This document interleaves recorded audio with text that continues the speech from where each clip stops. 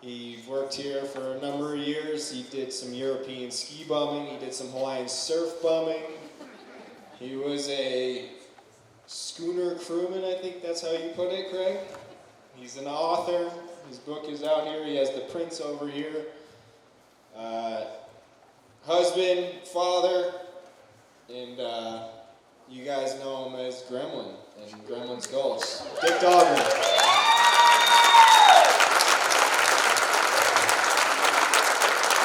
Hello, Mammoth Ski Patrol. Hey! Yes, I am the Gremlin, also known as Dick Dahlgren.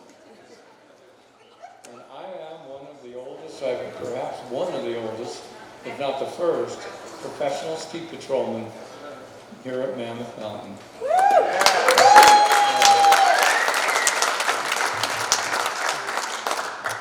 Before I start my presentation, I want to pay some respects to an older first-timer, and he's not here, Bob Flo, who is a dear person, and that guy started, good Lord, he started at McGee Mountain, and he skied with Dave at the Rotos down there, I think in the 40s, and that guy's 93, and he skied this year.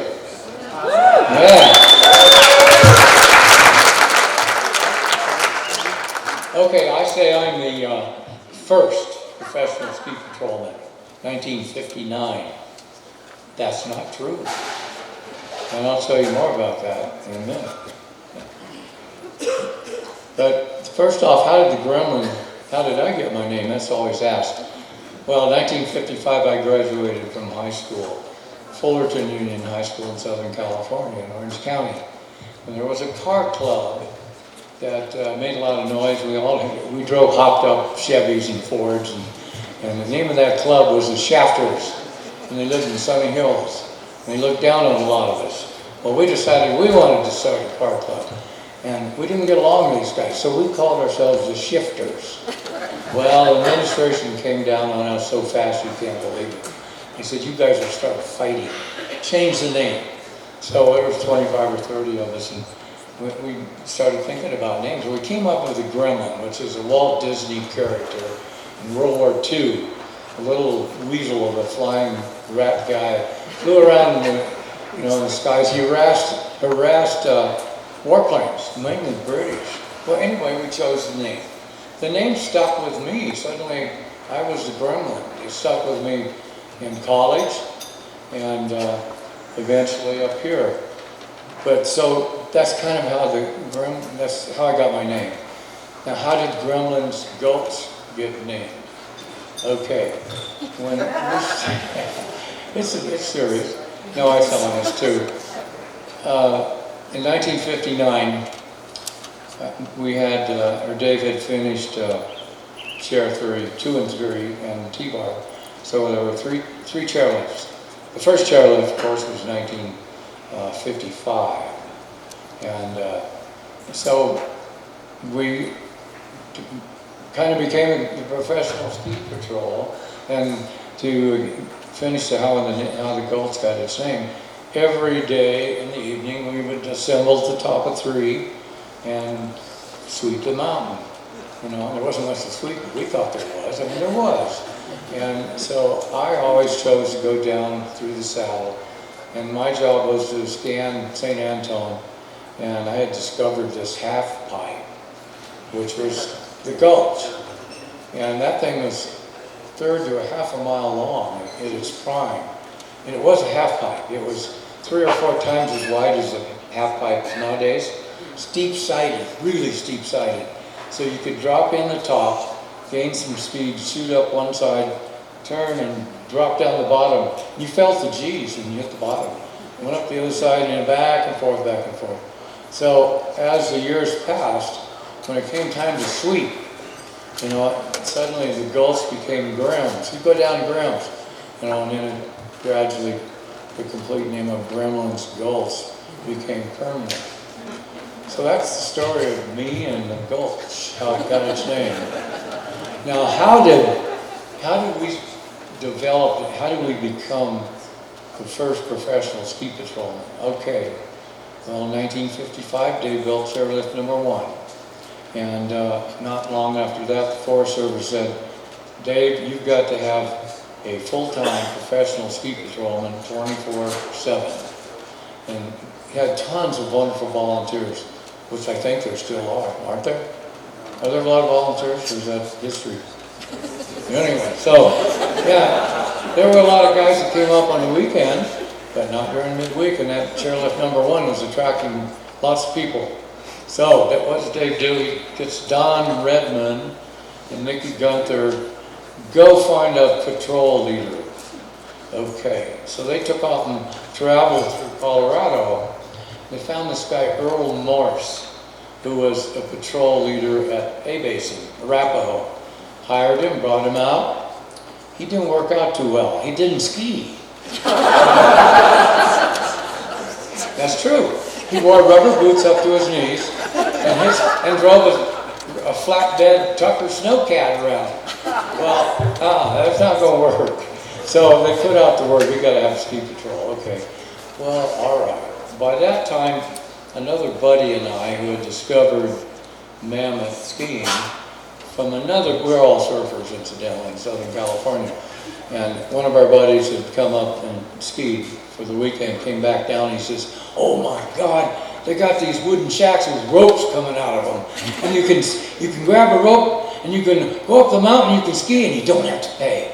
If somebody gets their mad at you or nails you, put 50 cents in a coffee can. And that's what it was.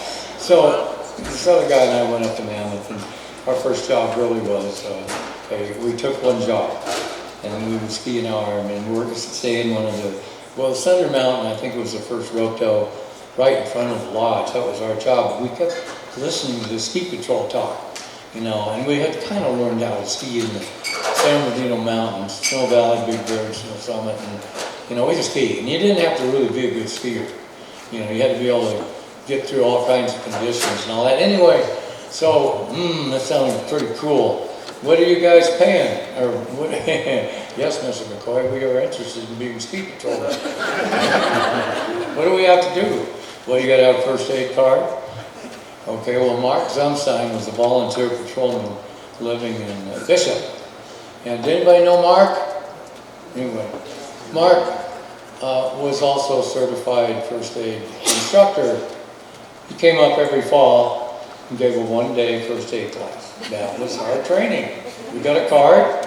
The next thing we had to do is take a Sun Valley toboggan down 3 by ourselves, loaded with weight. And that was a little difficult. We did that. We were all strong. You know, you lift up the front, get that chain off the snow, and down we went. Okay. And then it came to, what do we get paid? Okay. We're getting excited, man. We were excited. We were it. I mean, we were going to take the job. Had to do with being paid. 6 of us, $25 a week, and room and board. And we got to ski all day. Woo! And, where did I live? I lived underneath the ramp on Share 1. We call that the Gremlin then. You know, what did we do with the $25? This is the best part of the whole deal. Dick Agee, who owned the Mammoth Tavern, he charged 25 cents for a glass of beer. So we could drink 100 glasses of beer a week. So we took our $25 and we paid off last week's bar tab and started all over. Oh. That was fun, I'll tell you. So, yeah, Earl Morse, we all had nicknames. You know, I was a Gremlin. We nicknamed Earl the Earl of Morse. Well, Earl liked to drink about 2 or 3 fifths of wine a night, so he didn't work out too well. And we had our patrol group, and Dave came down, and Earl was gone.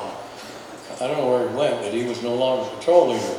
So Dave says, okay, you 6 guys, you got to pick a patrol leader amongst yourselves. Well, none of us wanted to be patrol leader. And we all pointed at this guy, Dick Casabon, is the first patrol leader at Mammoth Mountain.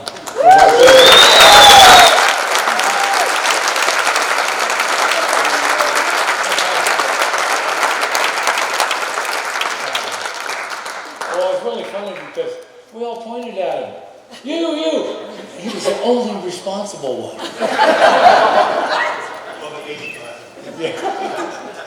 And so that's the way it was for a while. And you know, we worked hard. We worked 6 days a week, and we've got you know, it's 10 hours a day quite often, and we didn't care. It was wonderful.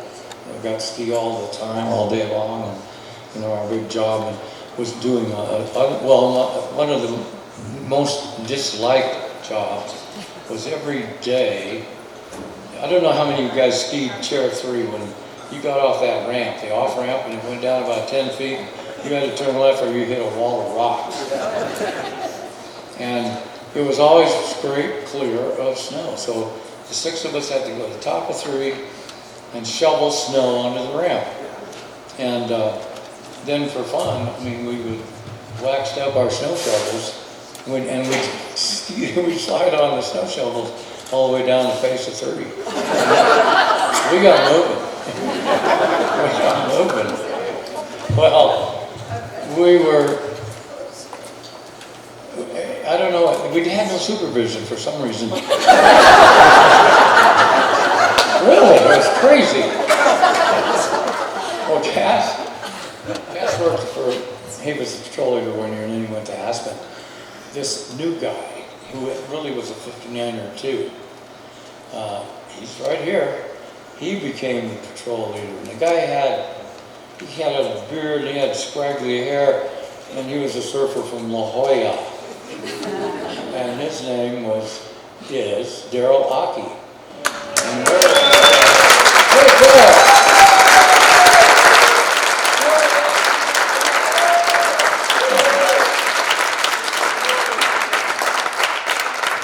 Okay. It's over. Well, here's the funny thing. We were all 21, 22, and we were kids. 18. He was 18-year-old ski patrol leader of these crazy guys. He was just as crazy. And, I mean, we did so much. We got in trouble a lot, but never seemed to be reprimanded or anything. So we just went about raising hell. At the end of the day, it was usually across the end and do limbo or whatever you call that low stick. You get down and go under, or go down to the tavern and get some 25-cent beers, and it was like sometimes we go to Hot Creek and stay out all night. We showed up at 7:30 in the morning, put in 10 hours.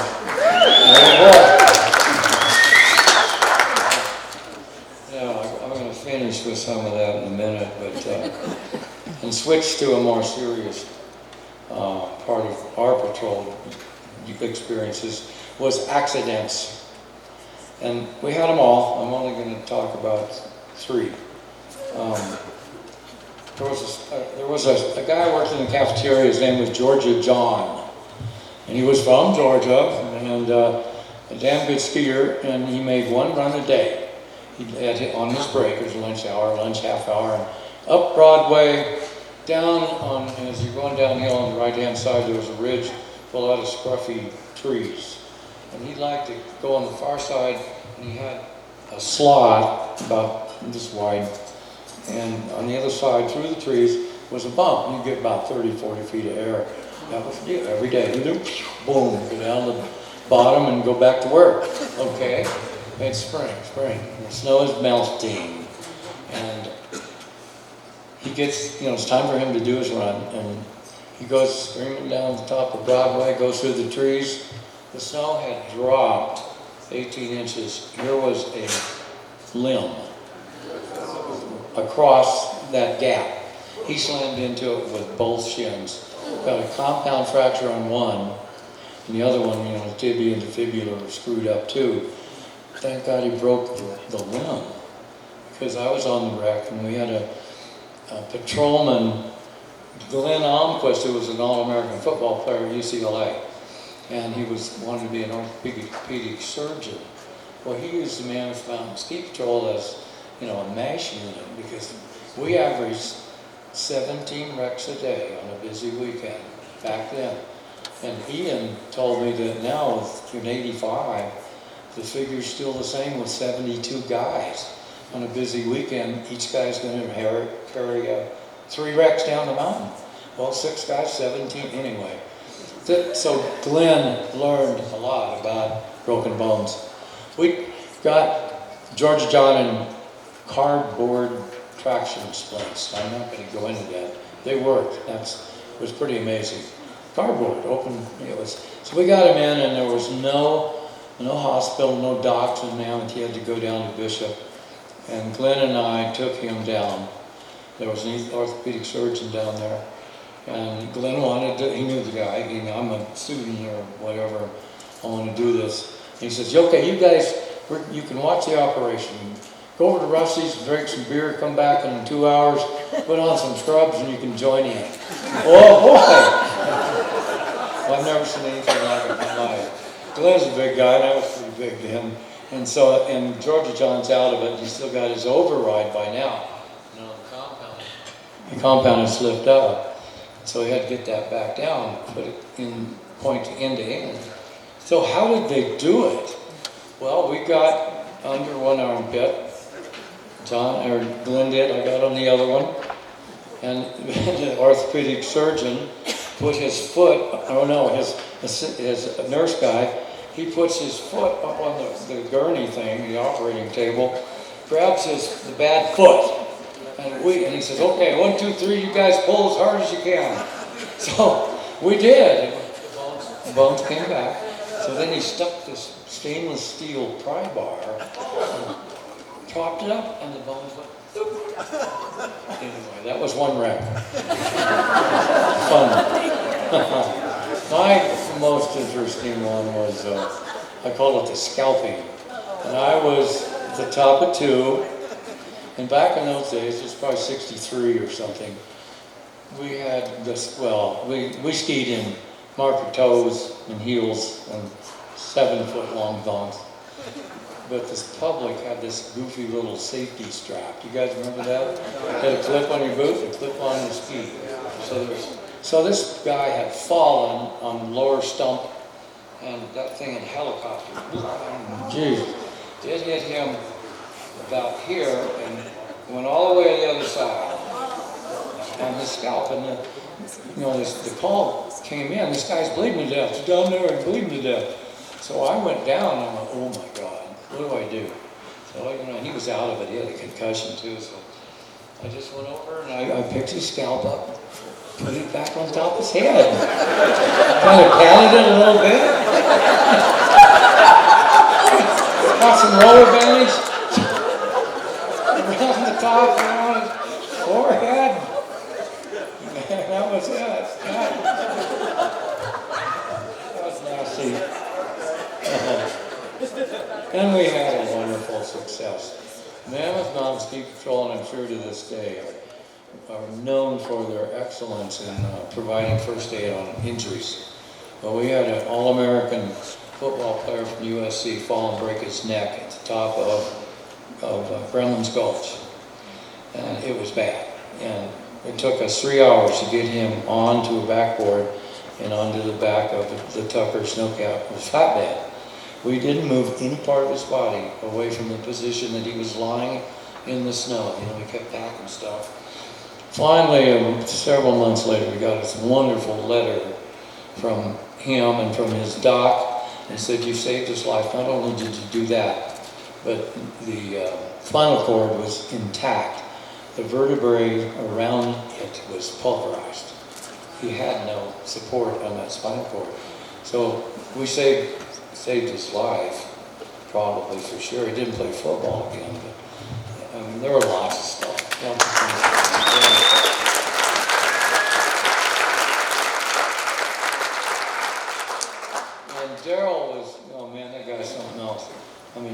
18 years old, he joined in on our shenanigans, but at that time, I don't know if they still do it, people that would leave tips. He'd haul somebody down and he collected them, kept them. But our patrol, they didn't keep them. Put them in a thing, a jar or something, jar. And they went to needy ski patrolmen. Guys that had to fly somewhere, the money was spent on that or other things. It was pretty cool. But, were you going to say something? Okay. Another very interesting thing. The Forest Service. Several of us worked for the Forest Service in the summertime. I was a hotshot crew foreman, but not in the Mammoth District.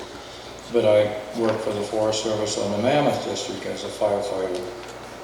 And we were the EMTs, the ski patrollers working for the Forest Service. There was nothing in Mammoth. There wasn't even a doctor. For a short time there was a guy called Doc Pisey, and he didn't last long. He was kind of retired, living with his, he was probably 75 and his girlfriend was 35. And the classic story, she was his nurse, all that. There were no EMTs. The closest service for help was Bishop. Okay. Quite often something would happen. Somewhere somebody would get hurt or get lost and they'd come to the Forest Service. And so we would go out, we patrol guys and other Forest Service guys, and do whatever had to be done. I'm down there, I'm in the ranger station, and this woman comes in hysterical. And she says, this is screaming and yelling up by Crystal Crag, somebody fell. She was in panic. So off I went, and I don't remember if John was on that or not, but 4 or 5 of us took off right away. We hiked up the trail, and what had happened was 2 Eagle Scouts went up the backside of Crystal Crag. One decided to come down the face. He slipped at the top. He fell all the way down, landed on his back in the table slope. Obviously he was dead, and he didn't have a bone in his body that wasn't broken. So Marty Stroudick, who was the sheriff coroner, came up on the trail and he yelled up at us, "Dahlgren, is he dead?" "Yep, he is, Marty. Put him in a body bag, you got one, haul him down." Okay, well, we're kids, so we start with his feet, and lift his legs, pull the bag up, put his arms next to his body and slide him up to his shoulders. Well, here's his head up there. It's out and staring. So I got to pick his head up. I put my hand underneath his head. There's no head there. It's all brain. And I looked at my hand, and I just turned around and threw up all over the place. Then there was nothing to do to get this goo off. And, so I just went over to his shirt. That was the last of the 3 accident stories.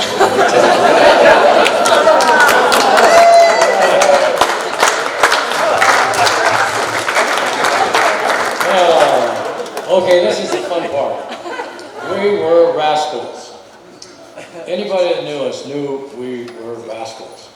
There was, I don't know how we got away with it. And Daryl was the closest thing to, who was going to reprimand us. Are you kidding me? He was right in the middle of it all the time. Well, I'm going to tell you 2 quick stories. I'll start with the girls, okay? Mammoth only had 250 year-round residents, and they're all married couples, and so there were no girls. There were 6 21-year-old boys, and we want to have fun with some girls.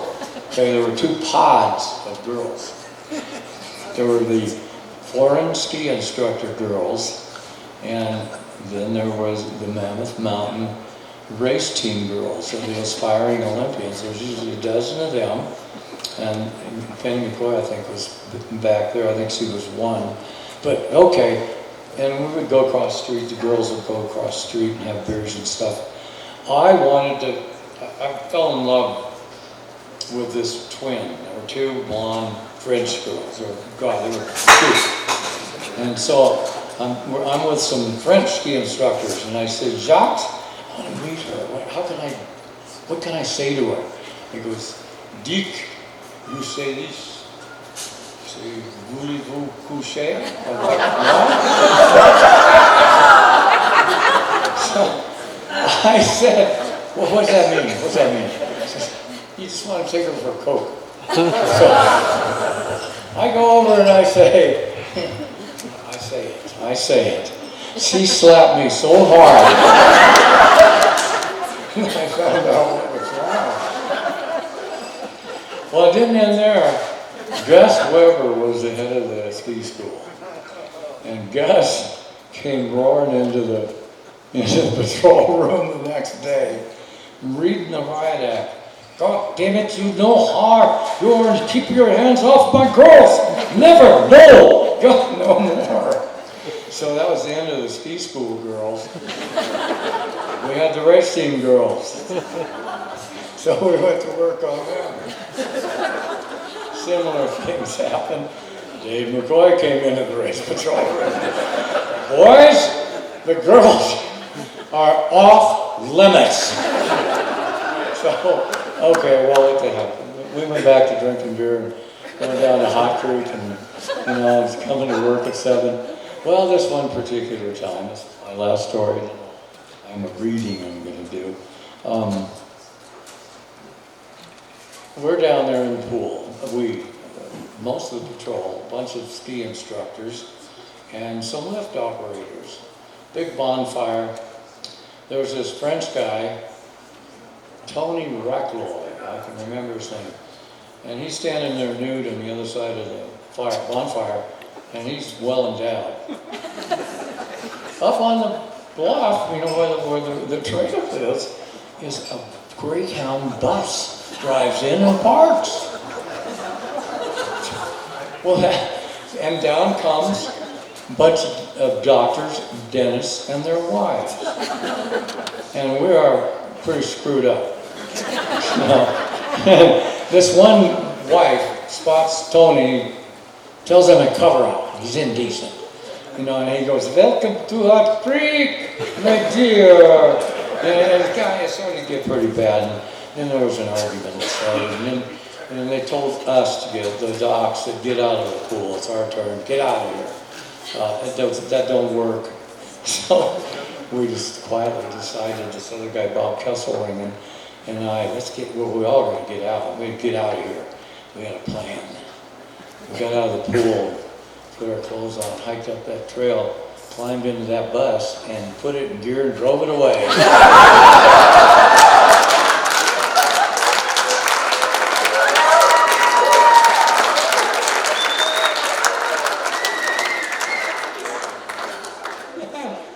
Well, we didn't know how to drive that. Well, we could, it was in a gear, and you could get the 7 miles out to 395. Then you turn it up 203, and we got halfway up. We didn't know how to downshift it. It's going. We drove it over, parked it on the side of the road, and Bob and I got out. And Daryl is following in an old beater car. He picks us up, and we go on into Mammoth. Okay. Next morning,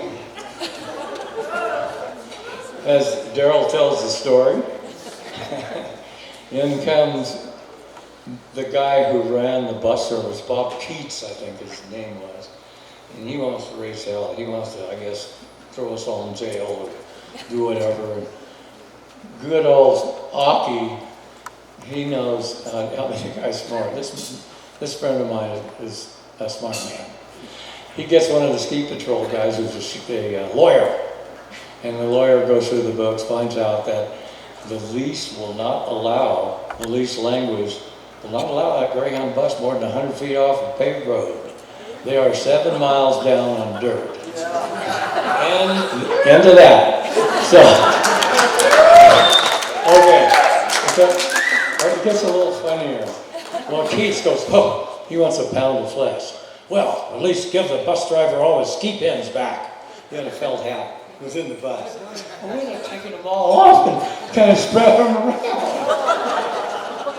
We didn't know how to get them back. Anyway, that was the end of that. Okay. Let's see if I can do this.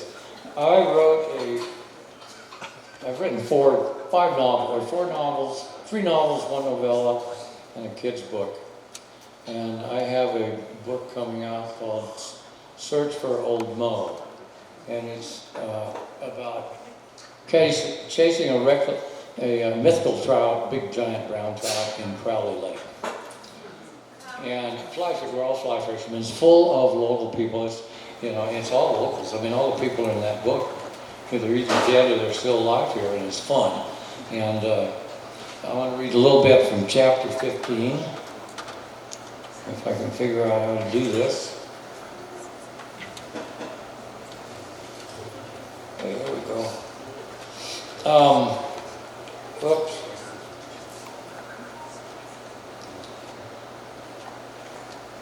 And the book is, it's a ribald fun thing about Mammoth. And it has ski patrol stuff in it. 13, 14, 15, okay. The setting is, I had a condo down in Mammoth, a residence condo, and I was a real estate broker then, not a ski patrolman.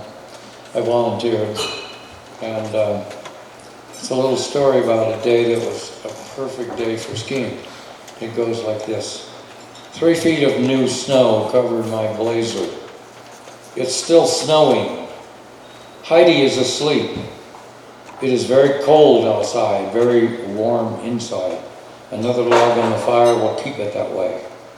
I spoke to my son Eric, 300 miles away. He is fine. We had a fine talk. He left the mountains where he was raised. How strange life is. I left the city where I was raised and went to the mountains. It seems we humans are never content. It will be many months before we can try for old Mo again. He sleeps beneath the frozen water. Crowley will soon be covered with ice and snow. The fire crackles, warm, soft light, it burns low. The powder should be good tomorrow if the wind doesn't blow. The temperature's in the 20s. The snow will be dry. It was good. The storm left in the night. The sun rose on a clear day and 4 feet of new powder.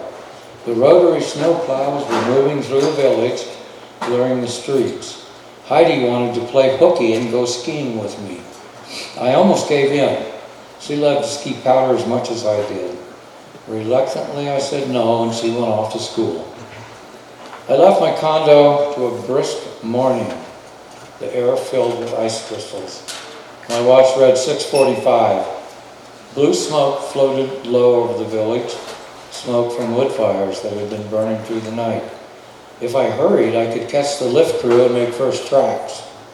A milk truck from Bishop, a town 50 miles to the south, gave me a ride to the base lodge.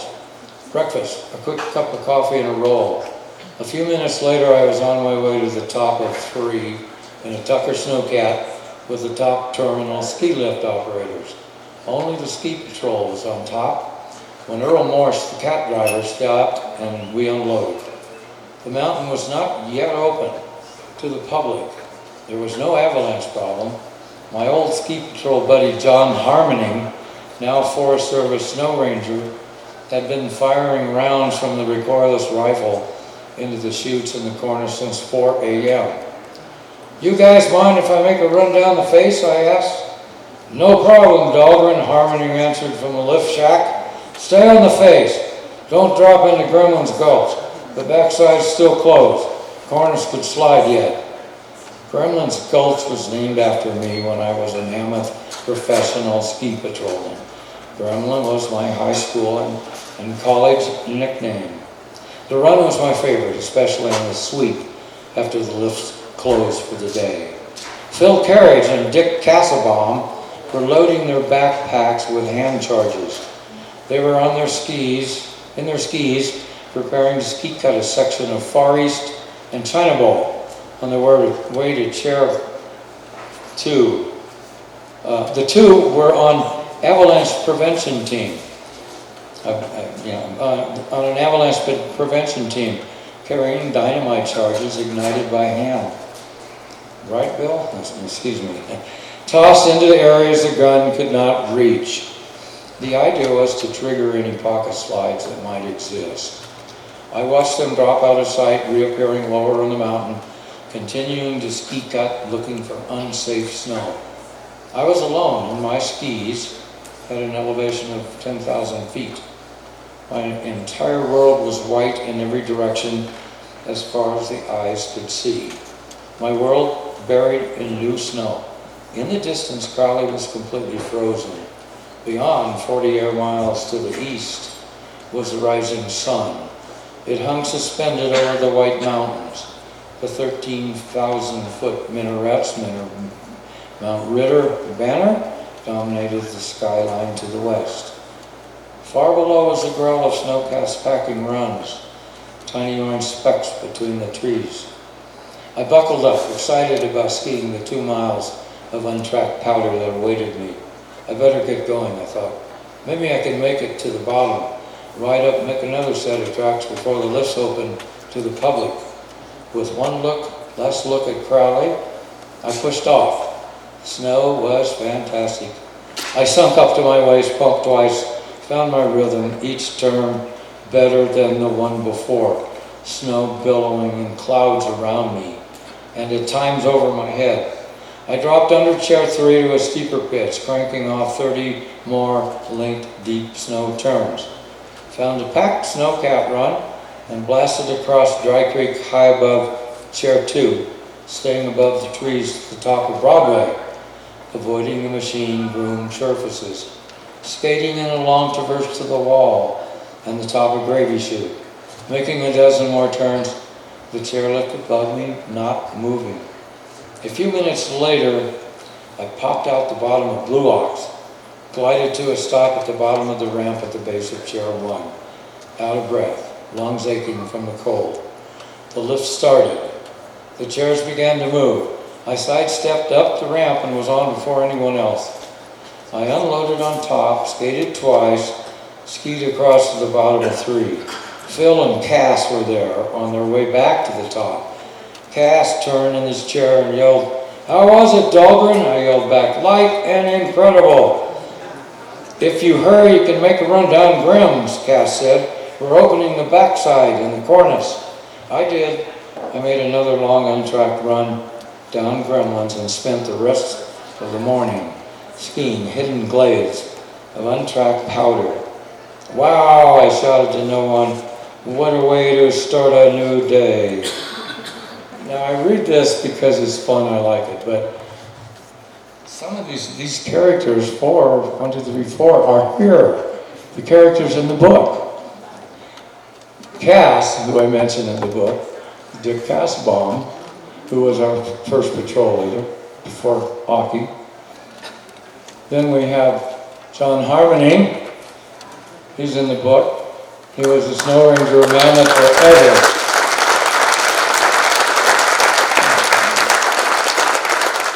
I will say something about John.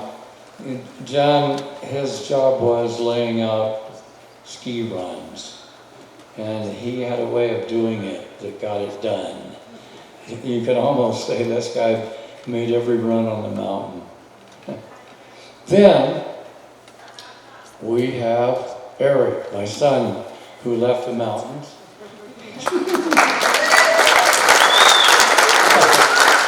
And where's Heidi? Where's Heidi? I took a picture of her. Where are you? And there's Heidi. So anyway, all I can say in closing is I've done so much in my life. I've had so many great jobs, and the excitement has been incredible.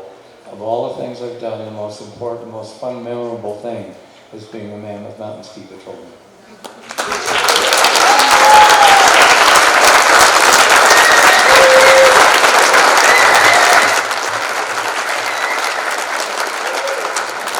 Dahlgren,